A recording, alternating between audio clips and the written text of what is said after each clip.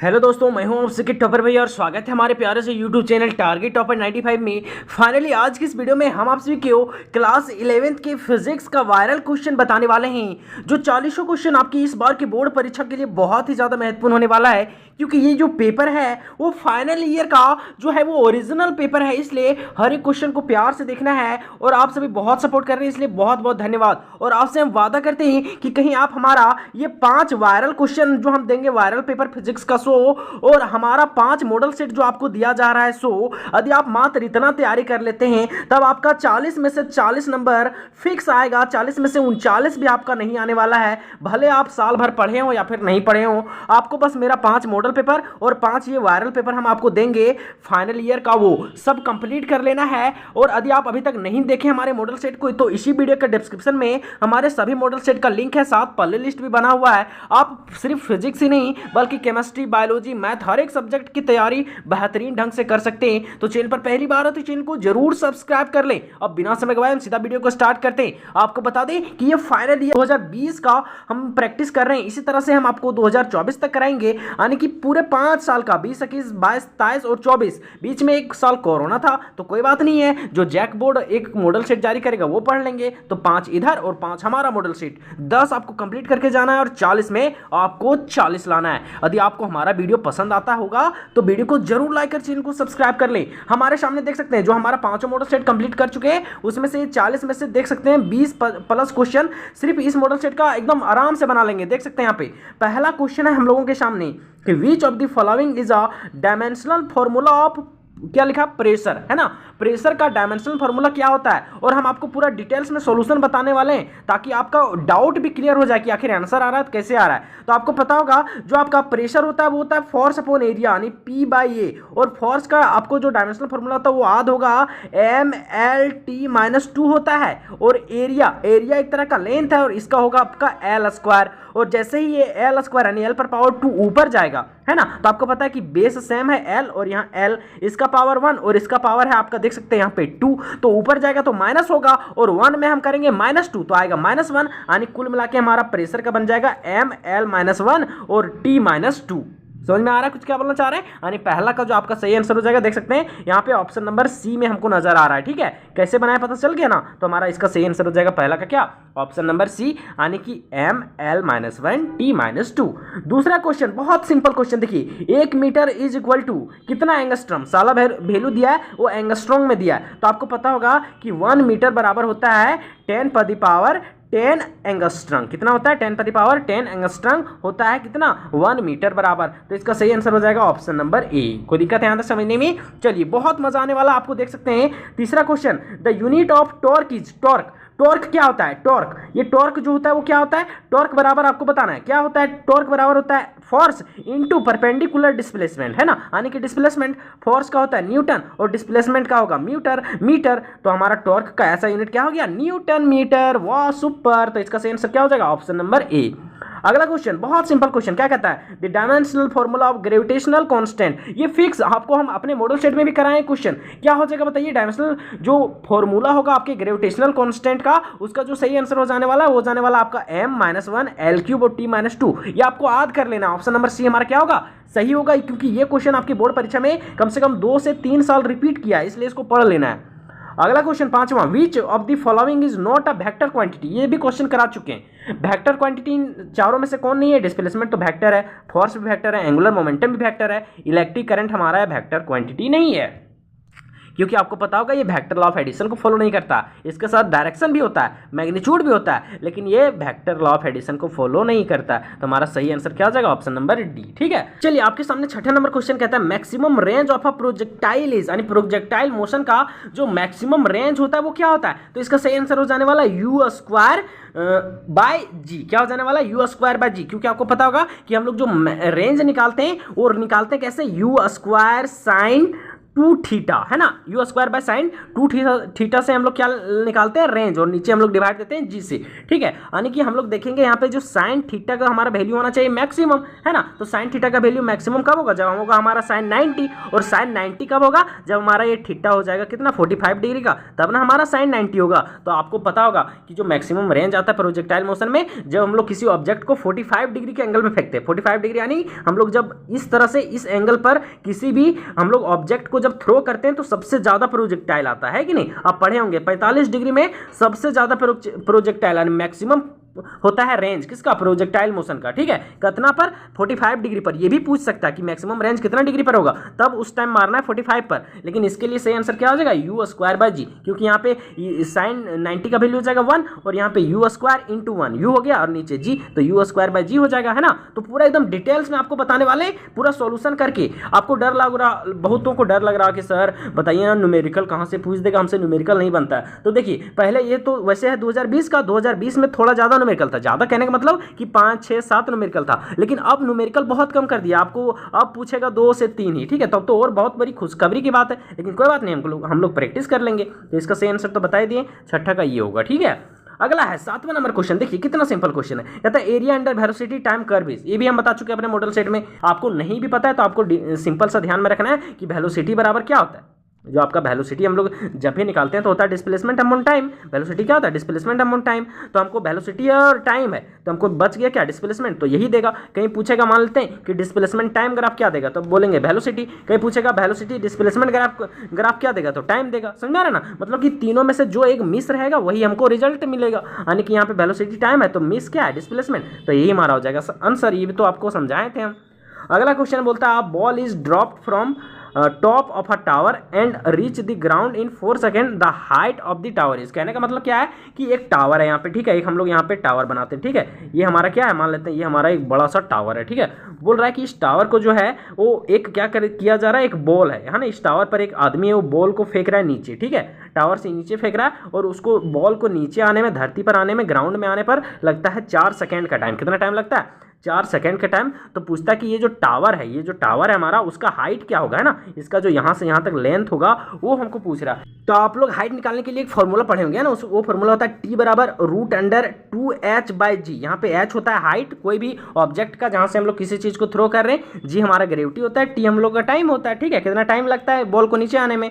तो आप लोग पढ़े होंगे वहाँ पे कि ये जो जी होता है, ग्रेविटी होता है, इसका वैल्यू 9.8 मीटर पर सेकंड होता है, लेकिन यहाँ पे हम लोग को लेना है 10 मीटर पर सेकंड स्क्वायर। यहाँ पे दे दिया हमको, टाइम हमको दे दिया है 4 सेकंड लग रहा है, हमको एच पूछ रहा है। तो इसका ऐसा फॉर्मूला बना सकते हैं, देखिए ये वाला यहाँ पे रूट हटेगा तब इस पर स्क्वायर आ जाएगा, है ना, और हमको एच चाहिए तो एच यहीं छोड़ देंगे। अब ये वाला इधर जाएगा, क्योंकि यहाँ पे गुन्ना में, तो इधर जाएगा भागा में, यानी t/2 हो जाएगा, और ये g जाएगा ऊपर, तो यहाँ पे बन जाएगा tg/2, यानी h बराबर क्या हो जाएगा हमारा tg/2, लेकिन यहाँ पे टी स्क्वायर होगा, ठीक है, समझ में आ गया। अब हम लोग वैल्यू बैठा देंगे, देखिए टी का वैल्यू बैठाएंगे, टी का वैल्यू 4 है तो टी का स्क्वायर 4 × 16, है ना, इंटू जी का वैल्यू 10 लेने बोल रहा है, नीचे है 2, काटेंगे 2 एकम 2, 2 5 10, तो 16 5 कितना हो गया 80, कितना हो गया 80, यानी कि हमारा जो हाइट आ जाएगा वो कितना आ जाएगा 80 मीटर। समझ में आ रहा है ना कैसे हम लोग सोल्यूशन किए। तो इसका सही आंसर क्या हो जाएगा, 8वां का ऑप्शन नंबर सी हमारा क्या हो जाएगा, यानी तीसरा हमारा क्या हो जाएगा, सही हो जाएगा। समझ में आ रहा है ना।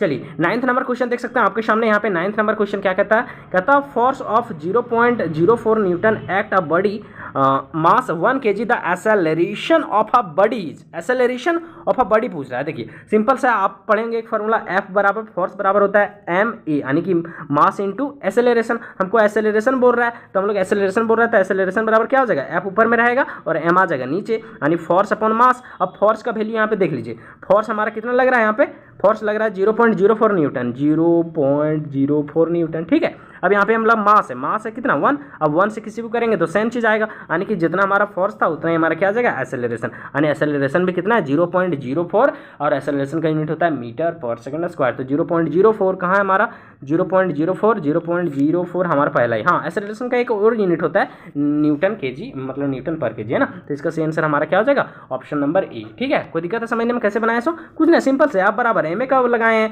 हमको ये चाहिए तो आप बाय एम हो जाएगा। इतना तो आपको सिंपल, इतना फिजिक्स में आप इतना तो स्टार होंगे ही, है ना। चलिए 10वां नंबर क्वेश्चन क्या बोलता है, the frictional force acting between two bodies, यानी जो फ्रिक्शनल फोर्स लगता है दो बॉडी के बीच में। आपको पता होगा कि फ्रिक्शनल फोर्स जो होता है वो नॉर्मल के डायरेक्टली प्रोपोर्शनल होता है ना, तो हमको लगता है पहला ही आंसर दिया है यहाँ पे कि directly proportional to the normal, है ना। तो ऑप्शन नंबर ए हमारा क्या हो जाएगा, सही हो जाएगा, ठीक है। चलिए 11 नंबर क्वेश्चन हम लोगों के सामने देख सकते हैं, क्या कहता है, the centripetal force acting on a body under going circular motion. Simple सा यहाँ पे सेंट्रीपिटल फोर्स का वैल्यू पूछ रहा है, तो सेंट्रीपिटल फोर्स का वैल्यू क्या हो जाएगा, एमवी स्क्वायर बार, है ना, सिंपल है। 11 का सही आंसर क्या हो जाएगा हमारा, ऑप्शन नंबर सी हो जाएगा, यानी तीसरा। ठीक है, चलिए 12 नंबर क्वेश्चन हम लोगों के सामने देख सकते हैं, क्या कहता है यहाँ पे, 12 नंबर क्वेश्चन कहता है कि in the motion of rocket the physical quantity conserve, यानी कि जो आपका मोशन होता है रॉकेट का, है ना, वो किस फिजिकल क्वांटिटी के कंजर्वेशन पर आधारित है, यानी कि सिंपल सा बताना है कि किस लॉ पर वो काम करता है ना, तो किस कंजर्वेशन लॉ पर काम करता है, तो conservation of linear momentum, conservation of angular momentum, force या फिर वर्क, है ना। तो 12 का जो सही आंसर हो जाएगा वो जाएगा कंजर्वेशन ऑफ एंगुलर मोमेंटम, है ना, क्या हो जाएगा, एंगुलर मोमेंटम। ठीक है, यानी कि हमारा जब भी मोशन होता है, यानी रॉकेट का जब मोशन होता है, रॉकेट जब ऊपर जाता है तो वहाँ पे हमारा जो होता है वो एंगुलर मोमेंटम का कंजर्वेशन होता है। ठीक है, कंजर्वेशन ऑफ एंगुलर मोमेंटम, तो ऑप्शन नंबर ए हमारा क्या हो जाएगा, 12 का सही हो जाएगा, यानी पहला। ठीक है, 13 नंबर क्वेश्चन कहता है कि a cyclist is moving in a circular path of radius 80 metre with a velocity 10 metre per second, the angle of bend with vertical is.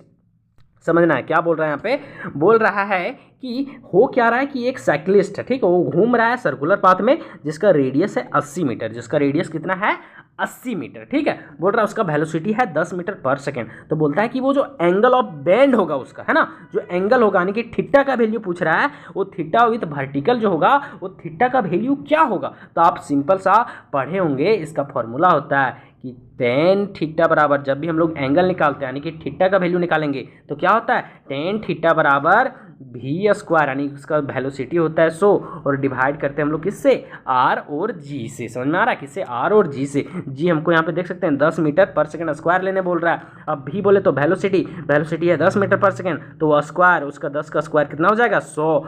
Are बोले तो रेडियस हमारा कितना है, आर होता है मतलब हमारा रेडियस, यहाँ पे रेडियस दे दिया 80 और जी भी हमको लेने बोला है 10। समझ में आ रहा है कुछ। चलिए अब हम लोग भागा देंगे, 1 0 से 1 0 गया, 1 0 से 1 0 गया, तो हमारा आ गया टेन थीटा बराबर कितना आ गया, 1/8, है ना। अब हम लोग को निकालना है थीटा, ऐसा नहीं कि टेन थीटा, हम लोग को थीटा चाहिए ना, तो थीटा बराबर, अब ये 10 उधर जाएगा तो हो जाएगा 10 इनवर्स, तो इसको बढ़ेंगे ऐसे 10 यहाँ पे इनवर्स और इधर वैल्यू आ गया 1/8, तो आ जाएगा थीटा बराबर 10 इनवर्स 1/8। तो हमारा 10 इनवर्स 1/8 कहाँ है, चलिए ऑप्शन नंबर बी हमारा हो जाएगा सही। समझ में आया ना, एकदम हम सॉल्यूशन के साथ बता रहे हैं। आपको नहीं समझ में आ रहा होगा तो कमेंट जरूर कीजिएगा, ठीक है। हम आपको और अच्छा बोर्ड पर समझाएंगे कहीं अगले वीडियो में पर्सनली, और सारा जितना न्यूमेरिकल है कहीं आपको समझ में आ गया तो बहुत अच्छी बात है।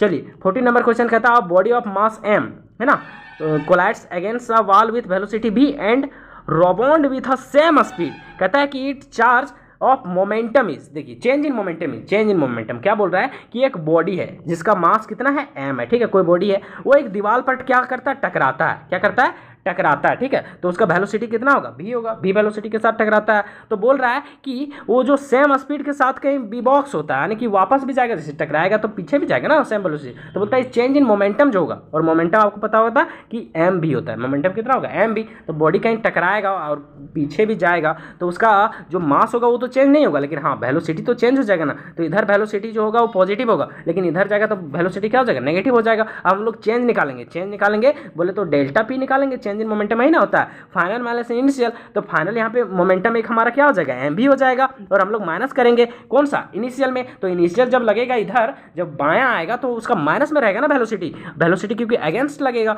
तो वेलोसिटी माइनस में रहेगा तो उसका मोमेंटम में क्या आ जाएगा माइनस एम बी, और यहाँ पे माइनस माइनस हो जाएगा प्लस, और एम बी क्या हो जाएगा 2 MB, यानी चेंज इन मोमेंटम हमारा कितना हो जाएगा 2 MB। तो इसका सही आंसर हो जाएगा ऑप्शन नंबर ए, ठीक है।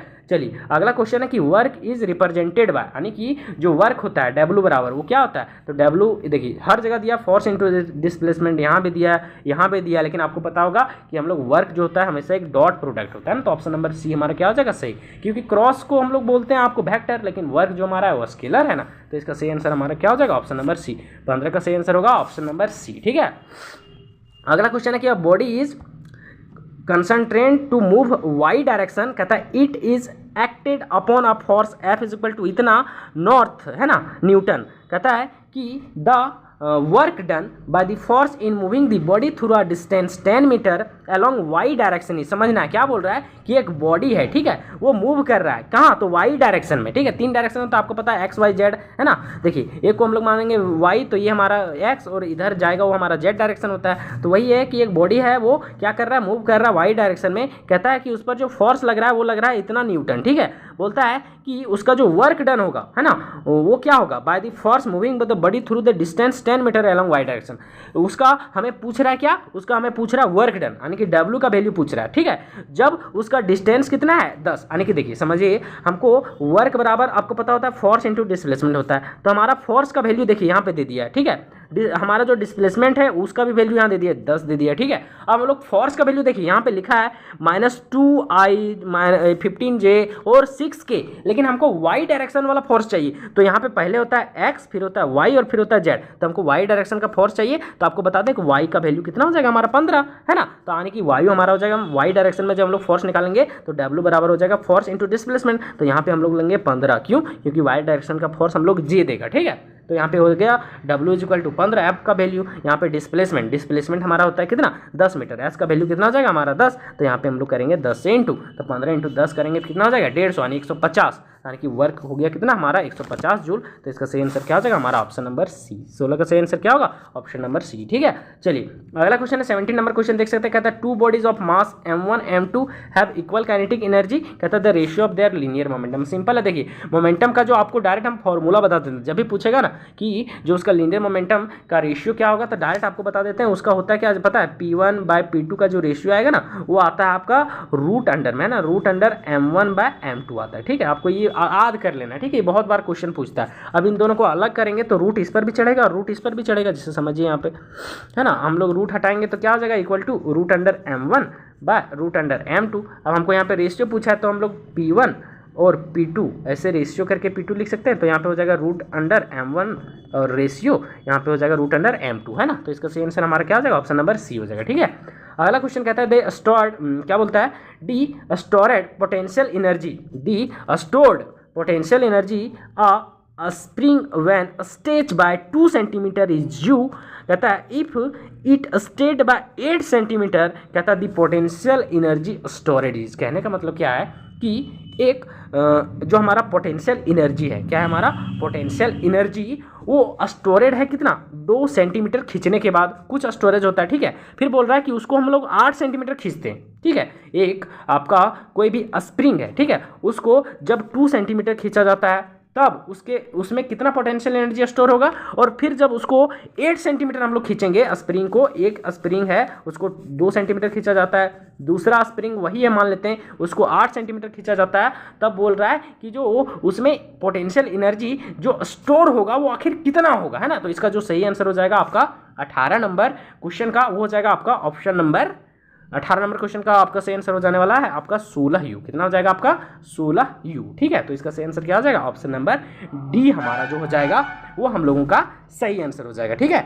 चलिए अगला नंबर क्वेश्चन क्या कहता है, कहता है box is pushed through 4 metre on a floor offering resistance of 100 newton, the work done of the resisting forces. कहने का मतलब क्या है कि एक बॉक्स है, ठीक है। चलिए एक बॉक्स है, इसको 4 मीटर जो होता है पुश किया जाता है, 4 मीटर क्या हो जाता है पुश किया जाता है, और इस पर जो फोर्स लगता है, इस पर क्या लगता है फोर्स लगता है वो 100 न्यूटन लगता है, ठीक है। तो बोल रहा है कि वर्क डन क्या हो, यहाँ बोल रहा है वर्क डन क्या होगा। देखिए वर्क डन क्या हो जाएगा W इक्वल टू FS, है ना, फोर्स इंटू डिस्प्लेसमेंट क्या हो जाएगा हमारा फोर्स इंटू डिस्प्लेसमेंट हो जाएगा, ठीक है। फोर्स इंटू डिस्प्लेसमेंट हो गया। अब हमारा फोर्स कितना है तो 100 न्यूटन, डिस्प्लेसमेंट कितना है 4 मीटर, है ना, कितना है हमारा 4 मीटर, ठीक। अब देखिए 100 इंटू 4 कितना हो जाएगा हमारा 400, और आप लोग कीजिएगा कि मार दीजिएगा 400 पॉजिटिव और 400 नेगेटिव। अब सवाल आता है कि हम लोग किसको मारेंगे, तो यहाँ पे देखिए बोल रहा है इसका जो फोर्स लग रहा है वो हमारा रेसिस्टिंग फोर्स है। रेसिस्टिंग फोर्स आने की हम लोग फोर्स जब इधर लगा रहे हैं तो डिस्प्लेसमेंट उसका उल्टा हो रहा है, और जब डिस्प्लेसमेंट उल्टा होता है तो हमारा वर्क डन आता है नेगेटिव। तो इसका सही आंसर क्या हो जाएगा ऑप्शन नंबर बी 4 - 400 जूल, ठीक है। चलिए अगला क्वेश्चन आपके सामने कहता है कि analogue of force is rotational motion is. तो सिंपल है, rotational analogue of force definition ही होता है किसका टॉर्क का। तो इसका सही आंसर क्या हो जाएगा 20 का ऑप्शन नंबर बी हमारा सही हो जाएगा, ठीक है। अगला क्वेश्चन देख सकते हैं क्या कहता है, कहता है moment of inertia of a solid sphere of mass m radius r about its diameter. कहने का मतलब क्या है कि जो मोमेंट ऑफ इनर्शिया किसी सॉलिड स्फेयर का है ना, तो उसका जो मास है वो m है और रेडियस r है, तो बोल रहा है इसका डायमीटर क्या होगा। तो इसका डायमीटर जो आपका हो जाएगा वो हो जाएगा आपका 21 नंबर क्वेश्चन का हो जाएगा आपका 2/5 mr²। ऑप्शन नंबर ए, इसको याद कर लेना, ठीक है। चलिए अगला क्वेश्चन है कि when a torque acting on a system is zero. ठीक है, कोई बॉडी पर जो टॉर्क लग रहा है वो कितना लग रहा है, जीरो लग रहा है। तो बोलता है which of the following is constant. तो क्या कांस्टेंट है, क्या फोर्स है, लीनियर मोमेंटम है, इंपल्स है, फिर नन ऑफ दिस है ना। तो इसका जो सही आंसर हो जाएगा आपका हो जाएगा नन ऑफ दिस है ना। यहाँ पे जब भी टॉर्क लग रहा है उसका वैल्यू जीरो है, तो यहाँ पे ना ही फोर्स कांस्टेंट होगा, ना ही लीनियर मोमेंटम, ना ही इंपल्स। इसका सही आंसर हो जाएगा नन ऑफ दिस। ठीक है, अगला क्वेश्चन है the value of G at the centre of earth है ना। क्या बोल रहा है कि ये हमारा मान लीजिए अर्थ है, इसका सेंटर पर जो जी का वैल्यू होता है वो कितना होता है, तो सेंटर पर उसका वैल्यू जो होता है वो केंद्र पर वो जीरो होता है, यानी इसका सही आंसर होगा हमारा पहला। ठीक है, याद कर लेना है। अगला 24 number question, the escape velocity from a surface of earth is. क्या बोल रहा है कि जो स्केप वेलोसिटी होता है कहाँ से, सरफेस ऑफ द अर्थ से, वो कितना होता है, उसका वैल्यू क्या होता है ना। तो इसका जो सही आंसर हमारा हो जाएगा वो याद कर लेना आपको, √2GR होता है। ठीक है, वैसे आर ही हम लोग लिखते हैं, याद कर लेना आपको, ऐसा इसको कोई कंसेप्ट नहीं आपको ध्यान में रखना है। ऑप्शन नंबर बी हमारा क्या हो जाएगा, सही हो जाएगा। अगला क्वेश्चन देख सकते हैं 25 नंबर क्वेश्चन, कहता है कि Kepler third law is also known as. बताइए केपलर के थर्ड लॉ को हम लोग और किस नाम से जानते हैं, तो केपलर के थर्ड लॉ को हम लोग बोलते हैं लॉ ऑफ पीरियड्स। ये भी हम क्वेश्चन आपको करा चुके हैं, तो ऑप्शन नंबर सी हमारा क्या हो जाएगा, सही हो जाएगा। अगला क्वेश्चन कहता है gravitational potential at radius R of the body mass m is. तो ग्रेविटेशनल पोटेंशियल क्या होगा, कहीं डिस्टेंस r है और बॉडी का जो मास है वो m है, तो ग्रेविटेशनल जो पोटेंशियल का वैल्यू होता है वो हमारा क्या हो जाता है, तो इसका जो सही आंसर हो जाएगा वो आपका हो जाएगा 26 नंबर क्वेश्चन का हो जाएगा आपका -gm/r। क्या हो जाएगा, -gm/r। इसको थोड़ा सा देख लीजिएगा, ठीक है। अगला क्वेश्चन देख सकते हैं, कहता है with in the elastic limit the relation between stress and strain. तो ये क्या हो जाता है, दोनों एक दूसरे के डायरेक्टली प्रोपोर्शनल होते हैं, ठीक है, इलास्टिक लिमिट में। तो इसका सही आंसर हो जाएगा 27 का ऑप्शन नंबर बी। ठीक, आपको मजा आ रहा है पढ़ने में ना, बहुत सिंपल क्वेश्चन है, 2-3 क्वेश्चन बस है, थोड़ा न्यूमेरिकल में ही आपको डर लग सकता है। आपका देखिए 40 नंबर का एग्जाम होगा, तो उसमें से आपको कम से कम 5 न्यूमेरिकल, मान लीजिए 5 न्यूमेरिकल तो आएगा ही। यही 5 क्वेश्चन आपको थोड़ा सा दिक्कत कर सकता है, लेकिन आप कॉन्सेप्ट कहीं पढ़े होंगे तो ये 5 आराम से बन जाएगा, ठीक है। इसलिए तो हम आपको इतना प्रैक्टिस करा रहे हैं, मॉडल सेट का करा रहे हैं, ये सब करा रहे हैं, ताकि आपका सारा क्वेश्चन बन जाए, ठीक है। तो आपको टेंशन नहीं लेना, आपका फोकस मेन होना चाहिए कि हम बाकी 35 जो क्वेश्चन आएगा उसमें तो गलती किसी भी शर्त पे नहीं करना है। बाकी ये 5 को देख लेंगे ना, अभी 5 के चक्कर में अपना ये 35 को बर्बाद नहीं करना है, ठीक है। अपना पहले 35 को कंठस्थ कर लेना है। ये 5 न्यूमेरिकल नहीं भी आपको समझ में आ रहा है तो टेंशन बिल्कुल भी नहीं लेना है, ठीक है। बनेगा तो बनेगा, नहीं बनेगा तो नहीं बनेगा। मेरा 35 नंबर तो आ रहा है ना, ऐसा नहीं कि न्यूमेरिकल के चक्कर में अपना ये 35 नंबर का भी आप प्रैक्टिस नहीं करेंगे और ये बर्बाद हो जाएगा, ठीक है। इसलिए ये न्यूमेरिकल के पीछे आपको पागल नहीं होना है, आपको मेन ये 35 नंबर के पीछे पागल होना है। आप समझिए, आपको 5 नंबर लाने के लिए हो सकता है कि आपको 1000 न्यूमेरिकल कीजिएगा तब आएगा, लेकिन आपको ये 35 नंबर लाने के लिए आप हमारा मात्र 300-400 न्यूमेरिक ये क्वेश्चन कर लेते हैं ना, तो आराम से आपका 35 नंबर आ जाएगा, समझ सकते हैं। 1000 क्वेश्चन कीजिए 5 नंबर, 400 क्वेश्चन में 35 नंबर, तो आपके लिए आसान कौन है, ये 35 नंबर लाना। तो ज़्यादा फोकस करना आपको इस 35 नंबर पे, बाकी ये 5 को न्यूमेरिकल को हम बाद में देख लेंगे, ठीक है। तो उतना टेंशन नहीं लेना, बाकी आपको प्रीवियस ईयर करा रहे हैं उसी से आएगा क्वेश्चन, इसलिए डरना बिल्कुल भी नहीं है, ठीक। चलिए हमारे सामने 28 नंबर क्वेश्चन कहता है force of 60 Newton apply on tip of a nail cross section area इतना द प्रेशर ऑफ ट्रिप। देखिए कितना सिंपल पूछा है, हमको प्रेशर पूछ रहा है, हमारा फोर्स का वैल्यू दे दिया 60 न्यूटन और एरिया भी हमारा दे दिया, लेकिन एरिया यहाँ पे सेंटीमीटर स्क्वायर में, इसको बदलना पड़ेगा मीटर स्क्वायर में। तो हम लोग सबसे पहले इसी को मीटर स्क्वायर में बदल देते हैं, फिर आपको हम बताएंगे, ठीक है। देखिए कैसे बदलेंगे इसको मीटर स्क्वायर में, लिखा है 0.001 सेंटीमीटर स्क्वायर। जब भी हम लोग सेंटीमीटर स्क्वायर को मीटर स्क्वायर में बदलते हैं तो आपको बता दें कि हम लोग 100 × 100 से इसको भागा देते हैं। क्यों 100 × 100 करते हैं, क्योंकि आपको पता है कि 100 सेंटीमीटर बराबर कितना होता है, 1 मीटर होता है, ठीक है। अब हमको यहाँ क्या करना है कि 100 सेंटीमीटर बराबर 1 मीटर होता है, लेकिन यहाँ पे सेंटीमीटर स्क्वायर है, और जब भी सेंटीमीटर स्क्वायर होता है तो हम लोग 100 × 100 लिखते हैं, ठीक है। तो हम लोग उसी 100 × 100 को क्या करेंगे, हम लोग यहाँ से भागा देंगे, ठीक है। तो हमारा बदल जाएगा ये सेंटीमीटर स्क्वायर किस में, मीटर स्क्वायर में। अब देखिए यहाँ पे ध्यान दीजिए, यहाँ पे हम लोग ये पॉइंट हटाने, आपको आता है ना, पॉइंट हटाएंगे तो यहाँ पे इंटू करेंगे कितना से, तो जितना यहाँ पे डिजिट है 3 डिजिट है, यहाँ पे 1 लिख के यहाँ पे 3 को 0 देंगे, समझ में आ रहा है ना कुछ। तो हमारा ये हट गया और ऊपर में सिर्फ 1 बचा। अब देखिए इसको ऐसे लिख सकते हैं, यहाँ पे 10 का पावर 1 2 3 4 5 6 7, 3 को 0 यहाँ, 2 यहाँ, 5 0 और 2 7 0, तो हम लोग लिख सकते हैं 10 के पावर यहाँ पे हम लोग 7 लिख सकते हैं इसको, है ना, ऐसे लिख सकते हैं। ठीक है, आपको पता होगा कि यहाँ पे 10 100 है तो 100 को लिख सकते हैं 10 के पावर 2, यहाँ भी 100 है तो 10 के पावर 2 और यहाँ 10 के पावर 3, तो जोड़ेंगे 3 2 5 और 2 7, तो 10 के पावर कितना हो जाएगा 7। अभी 10 वाला प्लस वाला 7 ऊपर जाएगा तो कितना हो जाएगा माइनस वाला 7, यानी कि हमारा ये जो सेंटीमीटर स्क्वायर था वो बन जाएगा 1 × 10⁻⁷ मीटर स्क्वायर। कोई दिक्कत है? अब हमारा क्या होता है, जो हमारा प्रेशर होता है वो हमारा होता है फोर्स अपॉन एरिया, तो फोर्स है हमारा कितना 60 न्यूटन, तो 60 बटा हो गया इतना। ठीक है, अब देखिए यहाँ पे 1 है तो कोई वैल्यू है नहीं इसका, यहाँ पे है हमारा ये माइनस में, ऊपर जाएगा तो हो जाएगा प्लस में, तो 10 के पावर -7 है तो ऊपर जाएगा +7 हो जाएगा, यानी हमारा जो प्रेशर है वो कितना हो जाएगा 60 × 10 के पावर +7। ठीक है, अब ध्यान देना यहाँ पे ऐसे 60 है तो इसको ऐसे लिख सकते हैं 6 × 10 ऐसे लिख सकते हैं ना। अब देखिए यहाँ पे 10 पर पावर कुछ नहीं तो 1 है ना, और यहाँ पे 10 पर पावर 7 है तो बेस सेम रहता है तो पावर जुड़ जाता है 7 और ये कितना हो जाएगा 8, तो 6 × 10 के पावर 8 पास्कल लिख सकते हैं क्योंकि हमारा आंसर उसी टर्म में, तो इसका सही आंसर होगा ऑप्शन नंबर ए। समझ में आ रहा है ना। अगला, the molar specific heat at a constant pressure of ideal gas is इतना R, the ratio of specific heat at a constant pressure of the constant volume is, क्या बोल रहा है कि मोलर हीट कैपेसिटी का वैल्यू जो है वो इतना है। ठीक है, और आगे पूछ रहा है कि जो रेशियो होगा स्पेसिफिक हीट का और कांस्टेंट प्रेशर पर वो कांस्टेंट वॉल्यूम का क्या आएगा, तो इसका देखिए डायरेक्ट आपको याद कर लेना है अभी। ठीक है, वैसे ये क्वेश्चन इतना ज़्यादा आपको नहीं पूछेगा, ठीक है, लेकिन बहुत इंपॉर्टेंट है ये। ठीक है, क्योंकि पूछा गया तो इसका सही आंसर हो जाएगा वैसे 7/5। ठीक, चलिए अगला क्वेश्चन आपके सामने 30 नंबर कहता था टेम्परेचर ऑफ अ बॉडी।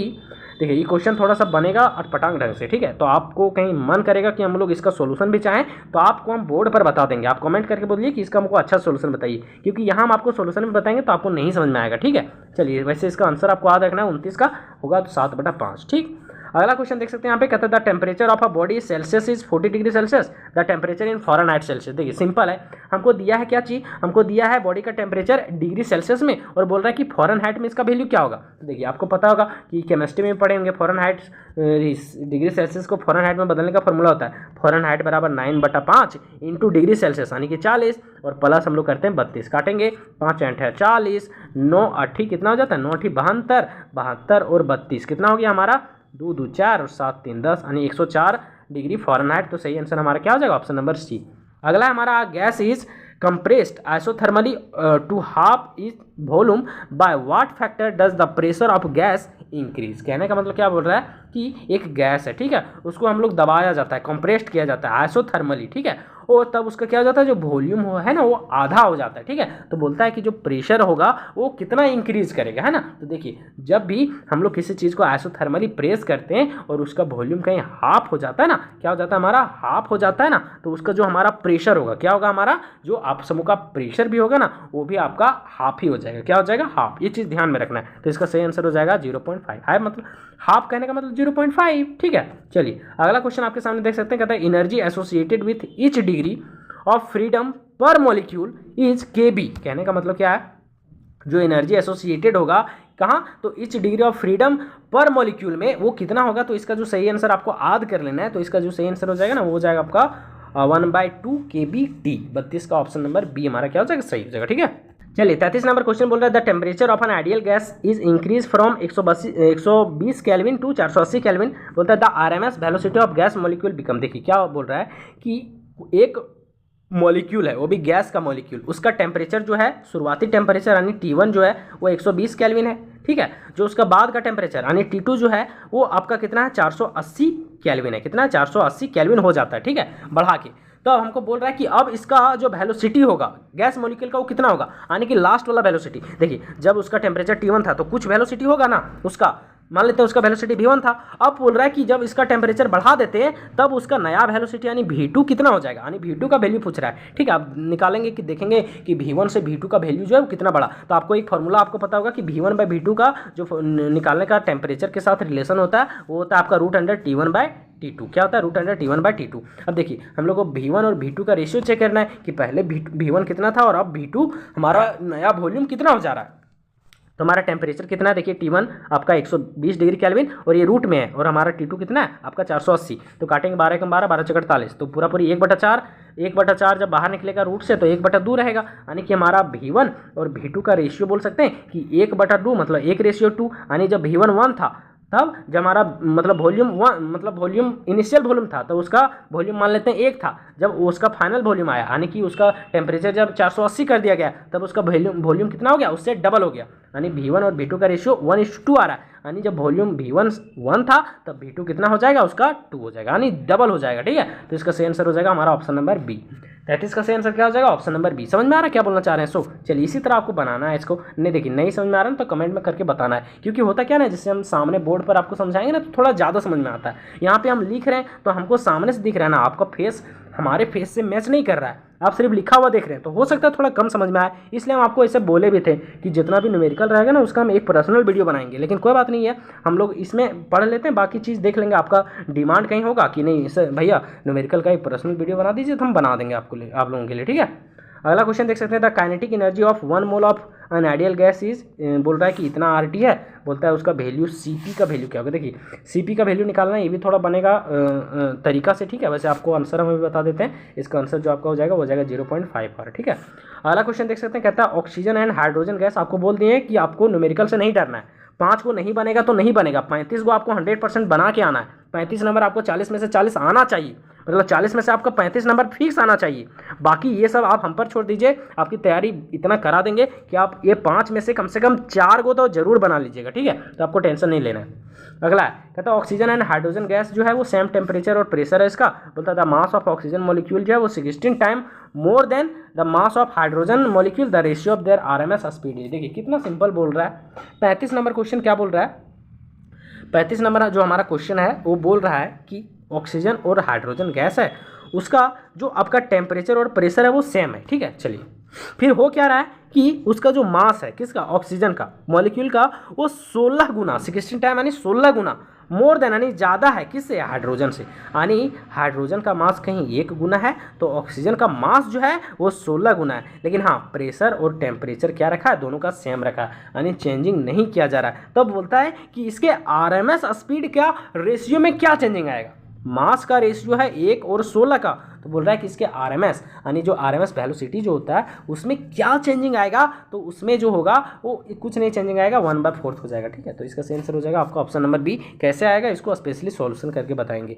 अगला देखिए बस 4 क्वेश्चन है, देखिए इससे सिंपल, चारों क्वेश्चन से सिंपल धरती में कुछ नहीं मिलेगा आपको। बोलता है Avogadro number is the number of molecule is, आपको पता है कि अवोगाड्रो नंबर हमेशा 1 मोल का वैल्यू बताता है, यानी कि वो 1 ग्राम का नहीं बताएगा, 1 मोल ऑफ गैस, और यहाँ 1 kg ऑफ गैस ये भी नहीं बताएगा, 1 मोल के बारे में बताएगा। हमेशा अवोगाड्रो नंबर जो होता है वो 1 मोल का वैल्यू बताता है, यानी 1 मोल में कितने पार्टिकल्स होते हैं, तो बताता है अवोगाड्रो नंबर कि 6.022 इंटू 10⁻23 पार्टिकल्स होता है, यानी कि वो मोल के बारे में बताता है, तो 1 मोल गैस के बारे में बताता है। इसका आंसर होगा ऑप्शन नंबर बी।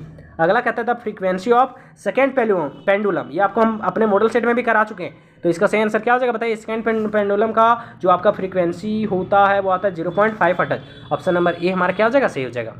अगला क्वेश्चन देख सकते हैं आपके सामने है 38 नंबर क्वेश्चन, बहुत प्यारा क्वेश्चन है।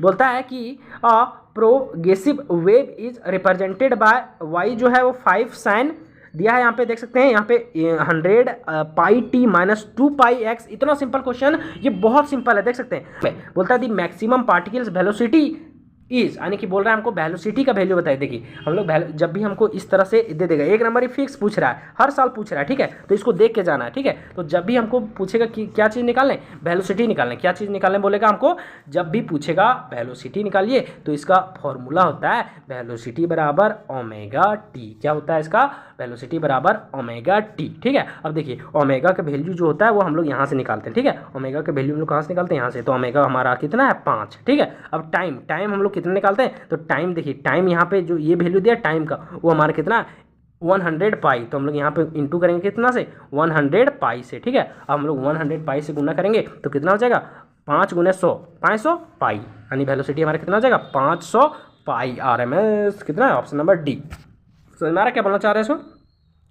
चलिए अगला क्वेश्चन कहता है कि the Doppler effect is applicable for, जो डॉपलर इफेक्ट होता है वो किसके लिए अप्लीकेबल होता है ना, sound wave only, light wave only, both, या फिर नन ऑफ दिस, तो इसका सही आंसर होगा बोथ, ए एंड बी, दोनों के लिए अप्लीकेबल होता है। Last number question, speed of sound wave in air, है ना, यानी जो साउंड होता है, मतलब जो स्पीड होता है किसका, साउंड का, वो एयर में जो होता है वो क्या होता है, क्या इज डिपेंड ऑन टेम्परेचर, या फिर increase with increase pressure, increase with increase humidity, या फिर decrease with increase the humidity, है ना। तो इसका सही आंसर जो हो जाएगा वो increase with increase in humidity, ठीक है। तो ऑप्शन नंबर सी हमारा क्या हो जाएगा, सही हो जाएगा, ठीक है। इसी तरीके से बाकी मॉडल सेट की भी तैयारी, आपको फाइनल ईयर का जो ओरिजिनल पेपर आएगा इसकी तैयारी कराने वाले, तो जल्दी से वीडियो को लाइक और चैनल को सब्सक्राइब कर अपने दोस्तों के साथ जरूर शेयर करें इसे।